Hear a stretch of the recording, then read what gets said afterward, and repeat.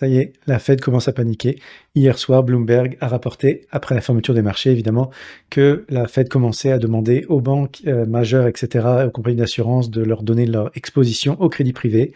Alors on est passé de on pose même pas de questions là-dessus, on le mentionne pas, à dire que c'est contenu, et maintenant à dire qu'il faut vérifier les choses. D'ailleurs, dans les minutes du FOMC que j'ai regardé en détail, j'ai vraiment été choqué de voir à quel point, si on lit entre les lignes, on voit vraiment à quel point il y a potentiellement un gros risque systémique qu'ils sont en train de détecter. Alors évidemment, ils ne veulent pas paniquer le marché, mais indirectement, je pense que ça commence à être une crise qui s'accélère et qu'on avait vu venir, évidemment, si vous me suivez depuis plusieurs semaines ou même plusieurs mois. Alors ça, c'était un peu le résumé de cet article de Bloomberg, et donc on voit que les choses intéressantes à noter, c'est que en fait, il y a de plus en plus de prêts justement qui ont des problèmes, et que bien que ce soit une industrie qui est techniquement petite pour ce qui est vu en surface, il y a souvent énormément de connexions, et donc ça pourrait toucher énormément de banques, de compagnies d'assurance, et cetera, de fonds de pension. Et c'est ça, ils ont peur que, en fait, ça se transmette dans le système financier plus large, et donc voilà, ça commence à chauffer un petit peu. Donc on a vraiment une évolution très rapide depuis les dernières semaines particulièrement. Ça, c'était aussi quelque chose qui avait été mis à la fin du trimestre qui s'était terminé, et on voit à quel point, bon, on n'est pas étonné pour Blue Hole, mais quand même, 41% de l'argent qui a été retiré, donc voilà, c'est pas le genre de choses qu'on voit quand ça va bien, et en plus avec Wall Street qui commence à créer des options pour que les gens puissent parier à la baisse contre toutes ces sociétés-là de crédit privé.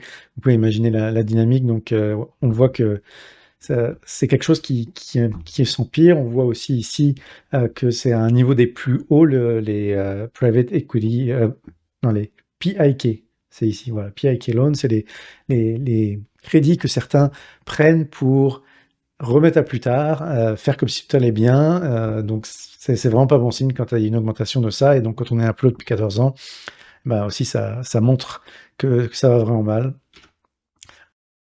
Jamie Dimon aussi a récemment dit que finalement c'est probablement bien plus grand qu'on pense en termes des pertes dans le domaine du crédit privé. Donc on voit qu'au fur et à mesure, on passe vraiment rapidement toutes les étapes, où c'était au début, vraiment pas de problème, et là on est vraiment sur, oh, c'est en train de potentiellement devenir quelque chose de systémique. Une autre chose que je voulais vous rappeler, au cas où vous n'avez pas vu mes dernières vidéos, c'est que souvent les gens qui vont dire non, il n'y a rien là, le comparent au subprime de 2008. Les subprimes, avant qu'on découvre à quel point c'était gros et à quel point ça crée une contagion, c'était beaucoup plus petit que le crédit privé. Donc il faut vraiment faire attention à ce qu'on voit en surface, la partie visible de l'iceberg, et ce qu'il y a en dessous. D'ailleurs, je vous en parlerai plus dans la partie des minutes. D'ailleurs, on y arrive. Et donc, justement, les minutes de la Fed, j'ai trouvé plusieurs choses intéressantes là-dedans. Alors, la première chose que j'ai trouvée, c'est que si on le lit juste rapidement comme ça, il semble mentionner juste le crédit privé en termes de certains investisseurs sont inquiets, mais ils disent pas qu'eux, ils sont inquiets. Par contre, quand on lit entre les lignes, et ça, il faut un petit peu interpréter, hein, parce que malheureusement, la Fed, ils vont jamais dire les choses noir ou blanc et clairement. Il semble y avoir quand même un, un élément où c'est comme s'ils le disent, qu'ils sont en train de perdre le contrôle.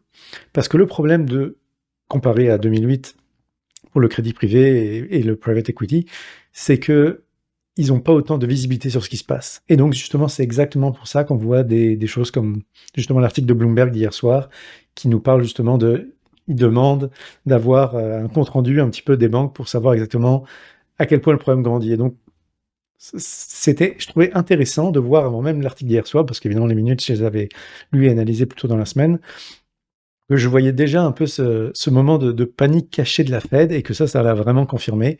Donc ça, c'était intéressant. Une autre chose que j'ai relevée là-dedans, ça c'est aussi plus évident, c'est que contrairement à ce qui a été dit durant la conférence de presse par Powell, il nous avait mentionné que plusieurs participants avaient parlé de hausse de taux d'intérêt si les conditions se détérioraient.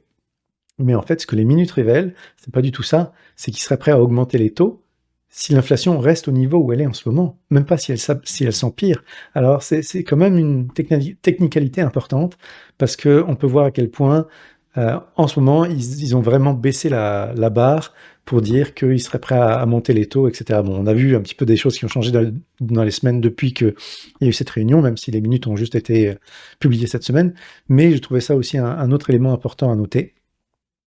En termes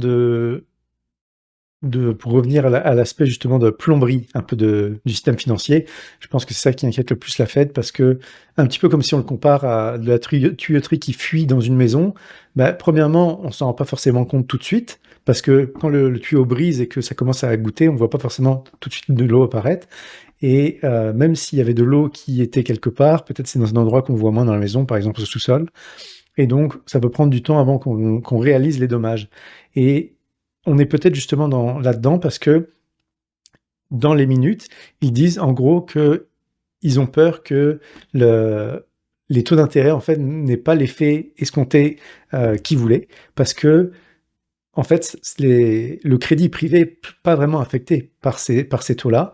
Et donc, c'est comme si le seul outil que la Fed a un petit peu, qui est un marteau, donc qui voit que des clous, bah, malheureusement, ça marche pas pour ce cas-ci, parce que justement, après 2008, ils ont dit, bah, on va sortir le risque directement des banques. Et donc, les banques, au lieu de financer directement, sont devenues un peu un intermédiaire qui fournit des lignes de crédit et d'autres choses, mais en théorie, ils sont pas impliqués directement, ils ont quand même une exposition.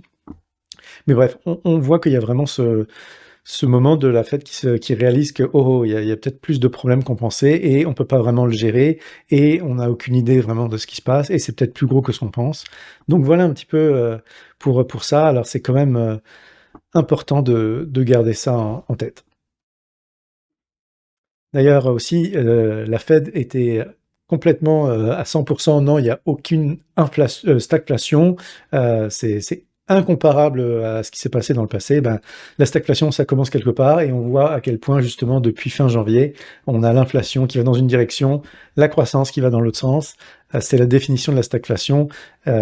Oui, on n'est pas rendu au niveau des années 70 encore, mais clairement on s'en va dans cette direction-là et donc plus ils vont éviter le sujet et dire que ça n'est pas là et comme d'habitude, plus ils vont être en retard pour réagir, voire surréagir au pire moment comme d'habitude. Donc bref, c'est quand même un autre élément que j'ai détecté, c'est que malheureusement dans les minutes, même s'il y a certains éléments qui pointent vers le fait que certaines choses sont différentes et que les modèles marchent peut-être un peu moins bien pour détecter ce qui se passe dans l'économie, ils disent encore que tout va bien, qu'il y a de la forte croissance et qu'il n'y a pas de problème, en gros, donc le message habituel de la Fed. Voilà, on verra bien.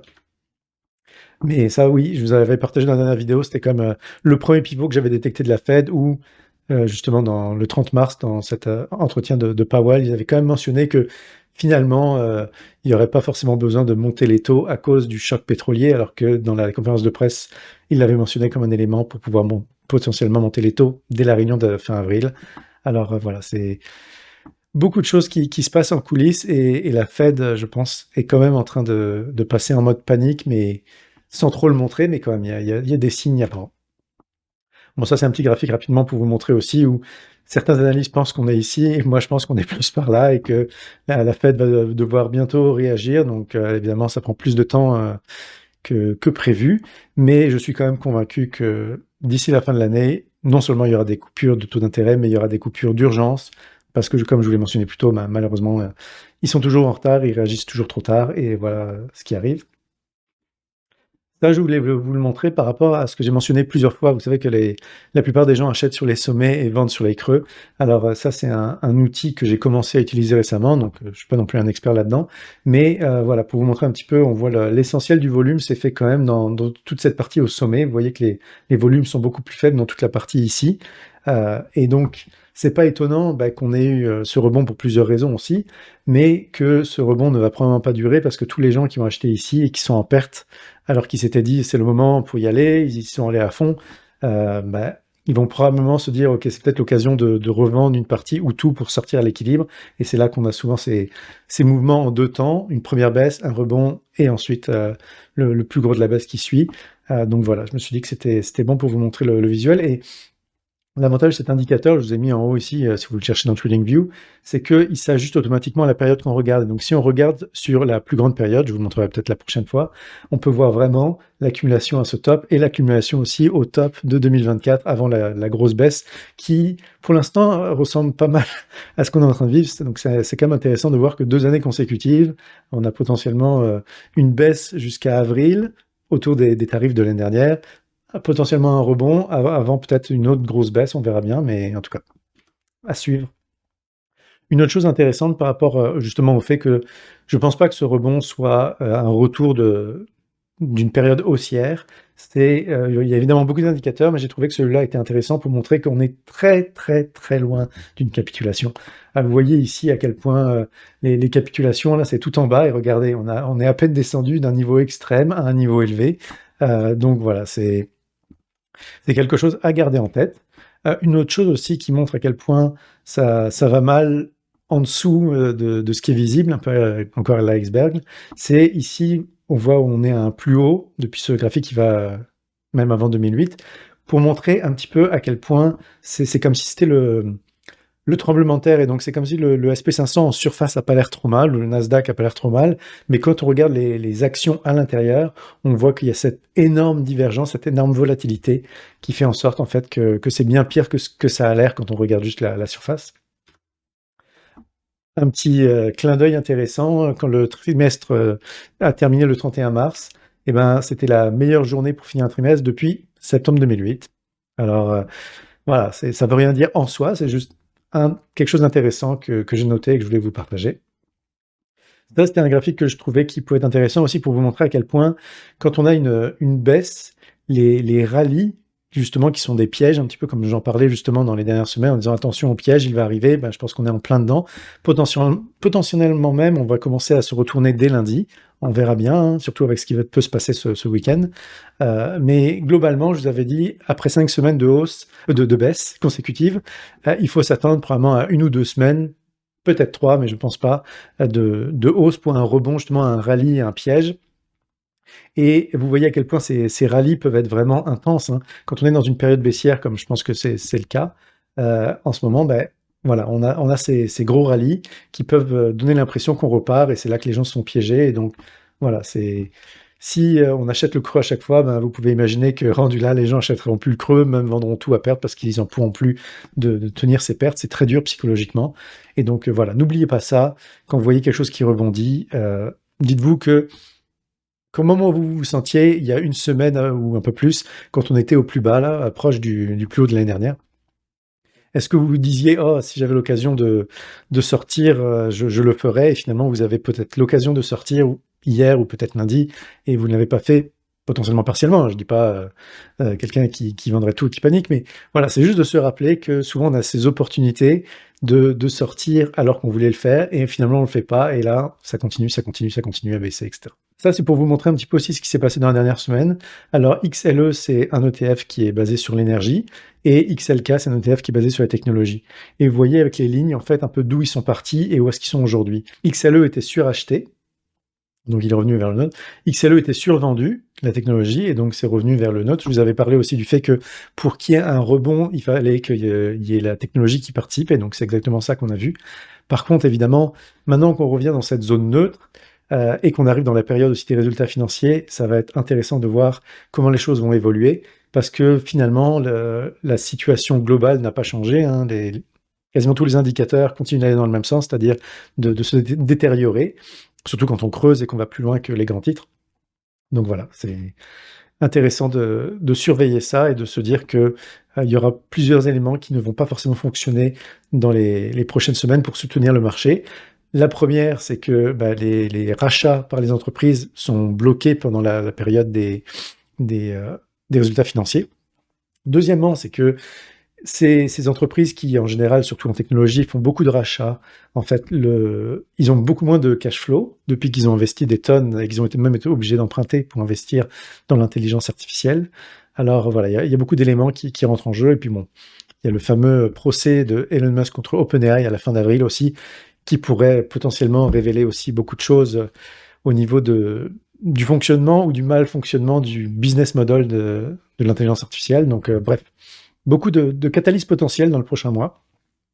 Et voilà, c'est pour ça aussi que je pense qu'on arrive dans cette période. Vous avez parlé début février les 3 prochains mois vont être justement intéressants à suivre pour le fait qu'il y aura sûrement une grosse baisse. Je maintiens ça, donc voilà, on arrive dans le sprint final. D'ici fin avril, on va avoir beaucoup de données, d'évolution et de géopolitique. Et je pense que d'une manière ou d'une autre, ça risque de corriger et que donc la baisse est pas du tout terminée. Après, c'est toujours possible que ça remonte, mais voilà, les éléments sont en place. Un petit graphique rapidement aussi pour vous montrer, c'est intéressant. Quand on nous dit que l'intelligence artificielle, ça n'a rien à voir avec le passé, que ça change tout, internet aussi, ça changeait tout avec les années 2000 et quand on le regarde en termes d'investissement, en fait, en pourcentage du PIB, ben, on voit qu'on a des niveaux très similaires au top de la bulle des dot-com, mais si vous regardez, on est même parti de plus bas, donc la montée s'est fait encore plus de manière parabolique et verticale que ce qui s'est fait, sur plus d'années et avec une moins grande intensité pour la période des dot-com. Alors, c'est aussi à garder en tête parce que toutes les bulles ont cet aspect en commun qu'il y a un surinvestissement qui se fait et que oui, la technologie derrière est très utile, mais n'importe quoi dans lequel on surinvestit et qui n'est pas rentable, bah, finit par s'écrouler et voilà, éclater, si on reprend le terme de la bulle. Ça, je voulais vous le partager rapidement parce que j'ai trouvé ça intéressant. Ce que vous voyez ici au milieu, la ligne Bourgogne, un peu si on veut, là, la average, la moyenne, c'est pour vous montrer qu'il y a plein de gens qui disent qu'il faut rester investi parce que quand il y a des chocs pétroliers ou des guerres, en moyenne, après 3 à 6 mois, on est positif, blabla. Sauf que regardez à quel point c'est intéressant. Cette performance moyenne n'existe pas. Soit on est dans le top, soit on est en bas, en négatif. Donc, en gros, si vous écoutez ceux qui veulent que vous restiez investi, parce que souvent ils reçoivent des frais, hein, des commissions ou toutes sortes de choses, ben, gardez en tête qu'un peu comme souvent dans certains quartiers, la maison moyenne, le prix n'existe pas, on a des maisons moins chères ou des maisons plus chères. C'est pareil pour la performance des indices de bourse, donc dépendamment de comment ça se passe. Et jusqu'à maintenant, on ne peut pas vraiment dire que ça se passe bien, malgré le fait que justement on ait cette indication contraire de la bourse qui est encore près du plus haut, comme si de rien n'était, comme si tout allait revenir à la normale. Et comme je vous l'avais dit dès la première semaine ou la deuxième semaine du conflit, là, j'y croyais pas une seconde à cette histoire de ça allait se terminer rapidement en quelques semaines, comme Venezuela ou comme l'Iran l'année dernière. Et voilà, c'est là où on en est. Il n'y a pas de visibilité, il n'y a pas de clarté. Même si ça s'arrêtait demain matin, il y a tellement de choses qui vont changer, de dynamiques qui vont changer, que le monde d'avant ce conflit ne ressemblera probablement pas au monde d'après. Il y a beaucoup de choses qui vont se mettre en place. Ça aussi, je voulais vous le montrer, ça n'arrête pas d'évoluer. On dirait que quasiment tous les 2 jours, on a un nouveau record historique. C'est la différence entre le prix du pétrole à très court terme, donc pour livraison quasiment immédiate, et si on veut une livraison dans 3 mois. Alors un spread, un écart de $30 le baril, c'est énorme, ça n'arrête pas d'augmenter, et c'est vraiment pas bon signe. D'ailleurs, ces courbes-là montrent que le marché potentiellement, enfin le message que ça donne, c'est que justement ça va se régler très vite, mais je pense avoir eu une information récente qui montre que c'est peut-être pas le cas. Une autre chose intéressante que je voulais montrer, c'est qu'à partir du 20 mars, on voit qu'en fait les courbes de long terme justement ont commencé à baisser tranquillement, alors qu'au début ils montaient tous ensemble, même si évidemment le court terme montait plus. Et donc, moi, la façon dont je l'interprète, c'est que bah, il y a peut-être potentiellement une destruction de la demande qui commence à prendre le dessus sur la partie inflationniste que j'avais dit dès le début, qui à très court terme pouvait faire peur, mais probablement n'arriverait pas parce que c'est plus destructeur en termes de demande qu'une inflation. Là, on parle d'un choc, on ne parle pas d'une augmentation linéaire et progressive. Alors ça, c'est un des éléments. L'autre élément potentiel, c'est voilà, quelque chose que Just Dario a publié ce matin, c'est que apparemment il y a énormément d'argent qui est mis pour parier à la baisse sur les contrats futurs de plus long terme, et comme ils sont plus illiquides, ça a plus un impact, et donc ça pourrait faire en sorte que justement c'est un petit peu faussé, et que s'il n'y avait pas tout cet argent qui est pas énorme en termes de nominal, mais qui est énorme en termes de, par rapport à d'habitude, je pense que c'était entre x6 et x10 les volumes habituels, qui parient à la baisse et donc qui influencent ça, plus des gouvernements aussi qui peuvent faire ça pour tenter de stabiliser les choses. Alors voilà, c'est quelque chose qu'il faudra garder en tête, que peut-être que d'un coup, à un moment donné, la courbe va justement complètement s'élever et que ce ne sera pas juste le devant de la courbe qui sera très haut et que justement ce fameux écart qu'on voit va énormément se rétrécir parce que toute la courbe va monter et qu'évidemment ça aura des impacts majeurs. Ce graphique, bon, je voulais vous le montrer aussi rapidement pour montrer que 100 du temps depuis, 1985, quand le prix de l'essence est monté de plus de 100. À chaque fois, on a eu une crise financière, donc voilà, on a du mal à imaginer. Il y avait tous les éléments en place avant même ce choc. Je vous parlais justement depuis quelques mois de on a les conditions, tout ce qu'on attend, c'est un catalyste. On n'a pas besoin de savoir quel sera le catalyste. Il y a toujours, ça finit toujours par y avoir un catalyste, que ce soit un signe gris ou un signe noir, hein, quelque chose qu'on ne voit pas venir ou quelque chose qu'on pouvait un peu venir si on regarde, si on porte attention. Donc voilà, c'est dans cette situation qu'on est. Relié aussi un petit peu à ça, c'est l'histoire des obligations. On voit qu'à chaque fois que les obligations sont montées massivement, ici vous avez ce qu'on appelle le Move Index, c'est un petit peu comme le VIX, comme l'indice de la peur pour le SP500, bah ici le Move c'est pour les obligations. Et donc quand il monte très rapidement, on voit qu'à chaque fois, bah, on l'avait avec la crise de 2008, on l'avait avec évidemment 2020, on l'a eu aussi en 2022, hein, quand il y a eu le début du conflit en Ukraine. Et là, on vient de l'avoir et donc même s'il n'est pas encore monté aussi haut, on voit quand même ce genre de montée verticale qui est quand même, très problématique. Ici, je vous montre le graphique justement avec, les pays dont justement les obligations de long terme, on parle de 30 ans, ont énormément bondi, ce qui peut avoir un très gros impact. Et évidemment, les gens qui ont des obligations comme ça, ils perdent beaucoup quand ça arrive. Et donc, vous voyez qu'en même temps, justement, les obligations et les actions sont baissées. Donc, la fameuse corrélation qui tend vers 1 et le modèle 60-40 actions-obligations qui devient de plus en plus, justement, inutile. Mais bon, ça, je vous en reparlerai à la fin.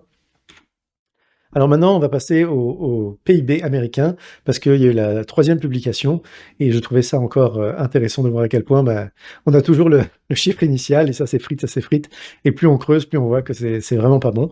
Donc ici, vous voyez le premier chiffre au début qui a été publié, la révision ici qui l'a quasiment coupé en deux, et la troisième révision ici qui en fait est 63% plus basse que le chiffre original. Donc vous voyez, quand on n'arrête pas de voir la Banque centrale américaine qui nous dit que le PIB est très fort et qu'ils prennent leurs décisions là-dessus et qu'ils vont même peut-être augmenter les taux, ils devraient peut-être commencer par regarder les données révisées au lieu de juste regarder les données en surface. Une autre chose intéressante, c'est qu'on voit qu'en fait, la seule raison pour laquelle c'est encore en positif, ben, c'est juste la partie ici, c'est les dépenses des consommateurs. Et ça, c'était pour le quatrième trimestre 2025, mais ça n'arrête pas de se dégrader, et ça s'est particulièrement dégradé dans les 3 derniers mois. Donc quand on aura les premiers chiffres du premier trimestre 2026, je pense que ce sera potentiellement le premier trimestre où justement même le premier estimé va peut-être être négatif, et après ça va juste s'empirer, parce que c'est très rare que ce soit révisé dans l'autre sens, surtout quand on est dans des mouvements pivots au niveau de l'économie, comme c'est le cas. Ici, c'est juste une carte pour vous montrer aussi que au niveau des États américains, il y en a énormément qui sont dans le négatif. Malheureusement, ils ont utilisé un code de couleur qui ne facilite pas ça. Ils auraient dû utiliser du rouge pour montrer le négatif. Mais bref, si vous regardez quand même en mettant pause, vous verrez que peut-être il y a la moitié des États qui sont dans le négatif. Et donc, c'est quand même quelque chose d'assez répandu. Donc voilà. Alors, un autre élément qui est sorti cette semaine qui montre à quel point justement on arrive à un moment critique et un moment où c'est pas comme d'habitude. Vous voyez que dans les derniers mois, en bleu, on avait justement les revenus des gens, et en orange les dépenses. Et donc bon bah on voit que ça fluctuait un petit peu. Bon, en janvier, on a eu cette étonnante hausse de, de- du revenu un petit peu, sera peut-être révisé, mais ce qui est particulièrement important et intéressant, c'est de voir qu'en février, pour la première fois, on a cette divergence où le revenu baisse et devient même négatif, pendant que les dépenses, elles, augmentent plus haut que la moyenne des derniers mois. Et donc, c'est vraiment un petit peu comme le graphique de stagflation que je vous montrais plus tôt. Ça, c'est vraiment pas bon signe, c'est vraiment pas soutenable. Et donc, combien de temps ça va tenir avant que justement il y ait un peu cet effet domino, le cercle vicieux qui démarre avec moins de dépenses, donc moins d'emplois, donc plus de gens qui sont envoyés, etc. Enfin bref, c'est vraiment pas bon. D'ailleurs, vous voyez que l'estimé de la Fed d'Atlanta, le fameux GDP Now, le PIB un petit peu estimé en temps réel, on voit à quel point il s'est écroulé, hein. Regardez-moi ça, début mars, il nous parlait encore d'environ 3%, et là, on est dans la fourchette basse entre 1 et 2%, et il n'y a aucun indicateur qui nous dit que ça va s'améliorer.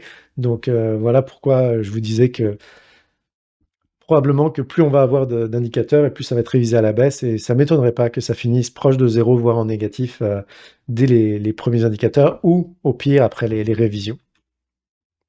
C'était pour vous montrer un peu aussi le détail, plutôt quand je vous parlais de l'aspect la consommation qui tient un petit peu le PIB en vie, hein. Pendant longtemps, ça a été les dépenses d'intelligence artificielle.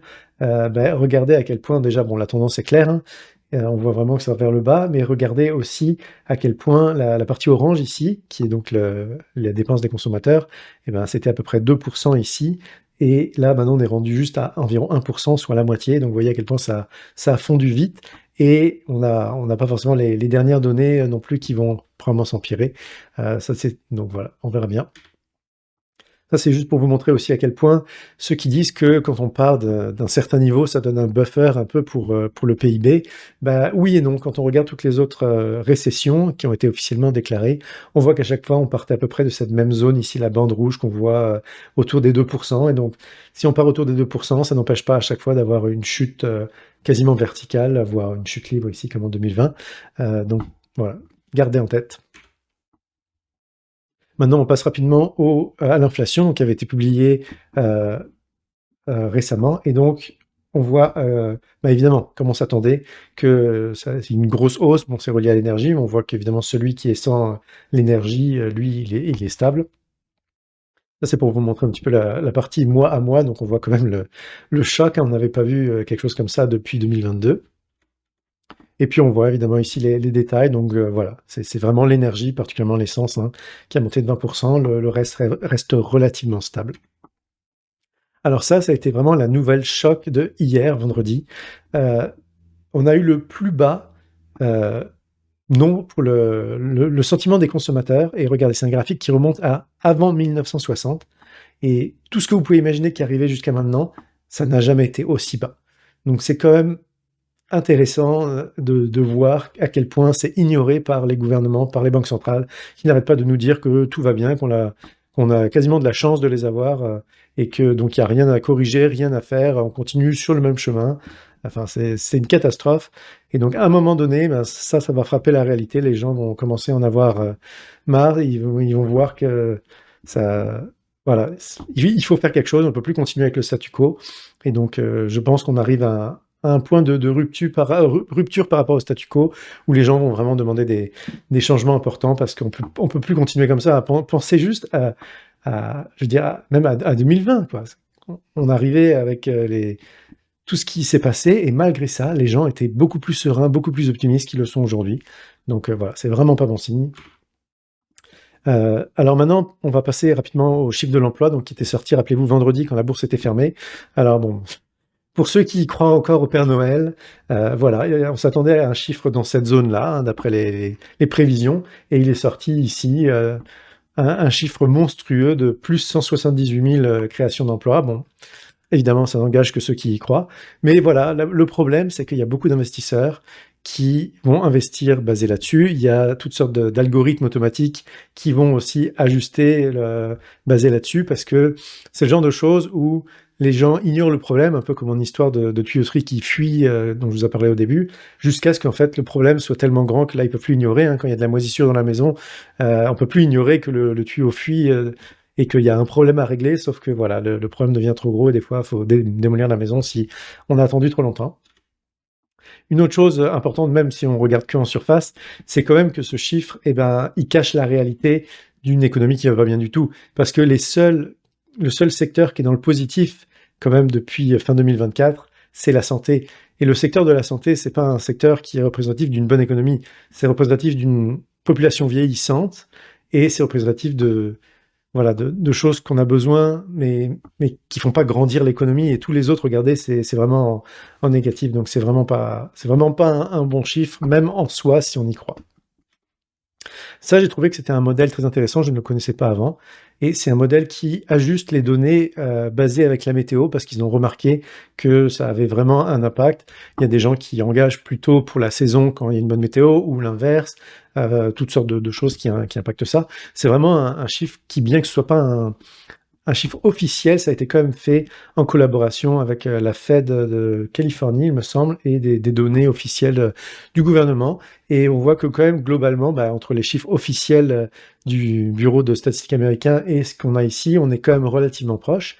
Et alors justement, je voulais vous montrer à quel point Si on regarde les 2 derniers, particulièrement le dernier, donc le BLS nous dit +178 et eux, ils nous disent qu'en ajustant, on serait plutôt dans les -79. Alors vous voyez, ça me rappelle un petit peu octobre où on a une divergence d'environ 250 000 entre le chiffre qui ressemblait un petit peu à ça, un chiffre énorme positif, qui a fini par être un chiffre négatif énorme dans l'autre sens.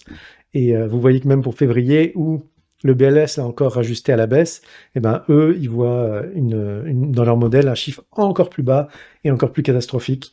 Donc voilà, on arrive probablement enfin au moment où la détérioration de l'économie va être tellement grande, tellement rapide, tellement en accélération que le gouvernement et la Banque centrale ne pourront plus continuer à dire que tout va bien et que le PIB et l'économie vont bien, etc.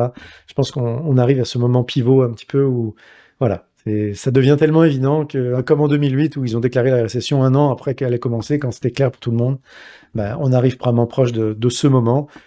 Bon, je vous ai mis ce graphique aussi, vous l'avez peut-être déjà vu plus tôt, mais en gros, on voit en pointillé qu'est-ce qui était donné au début comme chiffre et à quel point à chaque fois c'est révisé en négatif et que voilà, on a une tendance claire vers le bas, on a de plus en plus de chiffres dans le négatif, mais il continue de nous dire que voilà, l'économie est résiliente. Alors voilà. Pareil pour les indicateurs PMI que vous connaissez peut-être, ça indique un petit peu comment vont les industries, donc c'est pour la diviser en deux, côté manufacturier, côté service, et on voit que le côté service, non seulement il s'effondre, mais il est à un niveau qu'on avait vu pendant justement le marché baissier de 2022, pendant la crise de 2020-2021, donc voilà. D'un côté, ils nous disent tout va bien, de l'autre côté, on a de plus en plus d'indicateurs qui nous montrent qu'on est à des niveaux de crise, pas juste à des niveaux de récession, voilà. Voilà, un autre indicateur, je pense que je vous en avais parlé rapidement, souvent avant de couper les emplois, ils vont couper les heures, quand on parle des employeurs et donc voilà, on est à un niveau aussi qu'on n'avait pas vu depuis 2020, 2008, 2009. Donc encore une fois, voilà, c'est le nombre de signes est accablant et c'est vraiment étonnant. Regardez même pour le nombre d'emplois disponibles, là, on est vraiment à des niveaux encore de 2020, 2008. Alors, qu'on arrête de nous dire que tout va bien, voilà. Ça, j'ai trouvé ça aussi très intéressant parce que une des raisons pour lesquelles le chiffre officiel du chômage américain a baissé, c'est parce qu'ils ont juste décidé d'enlever, il me semble de mémoire, entre 400 000 et 500 000 personnes de la population qui cherche du travail. Donc évidemment, quand on change un des deux chiffres dans le calcul, c'est facile, hein, c'est un petit peu comme si on triche. Et donc j'ai trouvé très intéressant ce calcul simplifié de la vidéo de Mick Kevin, où en gros, il me disait que si on avait un village avec 100 personnes et qu'il y avait 60 personnes qui travaillaient, ben, on a un taux de participation de la population de 60%. Et donc, si on a 5 personnes qui sont pas employées, ben, on aurait un taux de chômage de 8%, 8,33%. Mais si on décide que dans ces 5 personnes-là, il y en a 2 que non, en fait, on ne va pas les considérer dans le chômage, ce qui est un peu l'équivalent de ce que le bureau de statistiques américain a fait, ben là, le taux de chômage tombe artificiellement à 5 au lieu d'être à 8. Et donc, c'est un petit peu pour ça, justement, que le chiffre de chômage officiel est passé de 4,4 à 4,3, mais si on regarde tous les estimés, en fait, on devrait vraiment être autour de 5,7, ce qui serait évidemment un choc énorme comparé à, premièrement, ce qu'ils nous ont dit depuis le début, mais aussi le fait qu'ils auraient toutes les justifications pour couper les taux, pour essayer de stimuler l'économie avant que ce soit la catastrophe, avant que ce soit trop tard. Donc voilà. Ça, c'était un graphique que j'ai trouvé intéressant quand je vous parle du portefeuille 60-40 qui est mort, quand j'ai vu ce graphique, ça a vraiment été le moment où waouh, je me suis dit: «OK, enfin je peux expliquer un petit peu aux gens pourquoi». C'est que c'est un modèle qui a été bâti sur plus ou moins ici là, les 40 dernières années. Vous voyez que la corrélation a énormément baissé, elle est passée en négatif et donc quand les actions baissaient, les obligations montaient. Sauf que si vous regardez sur la majorité de son histoire depuis quand même 1800, bah, la majorité du temps, la corrélation, elle est quand même en positif. Et donc, ça veut dire que quand les actions baissent, les obligations baissent. Et donc, on vous a vendu un petit peu un modèle juste basé sur le futur récent, qu'on voit d'ailleurs à quel point c'est remonté. Et donc, quand j'avais pas ce graphique, mais je sentais depuis 2022 qu'il y avait vraiment cette cassure et cette fin du modèle, bah, voilà enfin un graphique justement qui l'illustre bien. Donc voilà, je me suis dit peut-être que ça peut vous aider à mieux comprendre pourquoi quelque chose qui a marché pour les 40 dernières années ne va probablement pas marcher pour le futur, et à quel point tous ceux qui sont entêtés à y croire et à juste regarder ça avec des ornières, eh ben, ils devraient un petit peu ouvrir les yeux et penser à qu'est-ce qui est le mieux pour leurs clients, au lieu de juste de continuer ce que tout le monde fait. Rapidement aussi, OpenAI, donc, qui a une valorisation avant IPO irréaliste selon moi, eh ben, apparemment, ils n'arrivent même plus à trouver des gens pour acheter leurs actions. Donc à l'interne, quelqu'un veut se débarrasser des actions d'OpenAI. C'est quand même très intéressant de voir qu'ils trouvent personne. Alors oui, Ça ne veut pas dire que ça affecte toute l'intelligence artificielle. Les gens sont plus intéressés par Anthropic, surtout depuis les dernières semaines et mois où il y a tout le temps des choses qui sortent qui sont plus intéressantes. Mais c'est pour vous montrer à quel point, quand on voit OpenAI qui nous dit qu'il y a une demande illimitée, qu'ils veulent réserver 40% de la demande totale de mémoire, etc., et qu'après ils sont même pas capables de faire ça, et qu'on arrive proche du procès avec Elon Musk, et voilà, tous les éléments commencent à s'aligner un petit peu, et donc ça va quand même de plus en plus mal. Donc je me suis dit que ça valait le coup de partager ça avec vous. Alors ici, une chose intéressante que je voulais vous partager, c'est un graphique pour illustrer un petit peu le mythe qu'on entend tout le temps, particulièrement de gens qui veulent gérer votre argent et recevoir des frais, c'est rester investi, parce que si vous manquez les 10 meilleures journées de l'année, ça va être une catastrophe pour votre performance. Et il vous montre les deux courbes d'en bas. La rouge foncée ici, qui serait si on manque les 10 meilleurs jours, et la courbe noire si on reste investi. Alors évidemment, n'importe qui regarde ça et se dit « Ah bah oui, et surtout à partir de 2010, ça a l'air qu'il vaut mieux ne pas manquer les 10 meilleurs jours. » Sauf que ce qu'ils vous disent pas, c'est que ces 10 meilleurs jours, ils arrivent toujours après les 10 pires jours. Hein. Regardez, à chaque fois qu'on a une forte hausse, c'est parce qu'on a eu une très forte baisse juste avant. Donc c'est un petit peu comme s'ils vous disent que voilà, on va vous frapper, mais après on va vous soigner. Ah oui, super. Et donc pour montrer à quel point leur argument ne tient pas la route, si on évitait ces 10 pires journées, regardez à quel point on serait encore mieux avec la courbe jaune. Donc évidemment, on ne peut ni éviter les 10 pires journées, ni s'assurer de ne pas manquer les 10 meilleures journées. Donc évidemment, le mieux, c'est de rester investi avec certaines choses qui permettent de limiter la casse, potentiellement de sortir en partie avant justement des cracks, quand il y a tous les signes qu'on voit évidemment dans l'avance si on porte attention, ou avec des options et des assurances qui permettent de gérer les choses. Mais voilà, c'était pour illustrer un petit peu la bêtise des gens qui vont parler de ne manquez pas les 10 meilleurs jours, sans jamais vous montrer ce graphique où vous mentionnez que ces 10 meilleurs jours arrivent juste après les pires jours. Contrairement à ça, c'est intéressant, pour l'or, il y a vraiment apparemment quelque chose qui dit que si on manque les 2 meilleurs jours, notre performance est vraiment divisée en 2. Vous voyez ici, en jaune, c'est si on reste tout le temps investi. Ça, c'est si on manque les 2 meilleurs jours, et donc on sera à peu près au même niveau que l'inflation. Alors, c'est mieux que rien. Et voilà, ça, le deuxième, c'est pour vous montrer à quel point vraiment l'essentiel de cette performance est dans les 2 jours. Là, on parle de 8,98% sur 9,12%. Donc voilà, je trouvais ça intéressant, parce que l'or, justement, bon, peut avoir beaucoup de volatilité, mais quand même a plus de soutien sur le long terme, et vous voyez ici les graphiques encore une fois. Donc bon, c'est intéressant de comparer les deux, la bourse et l'or, qui se comportent évidemment très, très différemment, et donc on voit à quel point, mais en fait, si on est capable de tenir les longues périodes de baisse, qui vont souvent être compensées par la bourse qui monte, donc si on est à quelque chose d'équilibré, ça peut aider, bah, ça peut permettre justement de ne pas manquer ces énormes hausses. Donc voilà, et ici, alors ils l'ont mis un peu sur un graphique, donc on voit à quel point, si on manque aucune journée, on est là, une journée, on est là, 2 journées, on est à l'équilibre, enfin on est à 0, donc, et 3 journées, on passe en négatif, etc. Donc voilà, alors j'espère que ça vous a plu, ce format un peu plus long de week-end.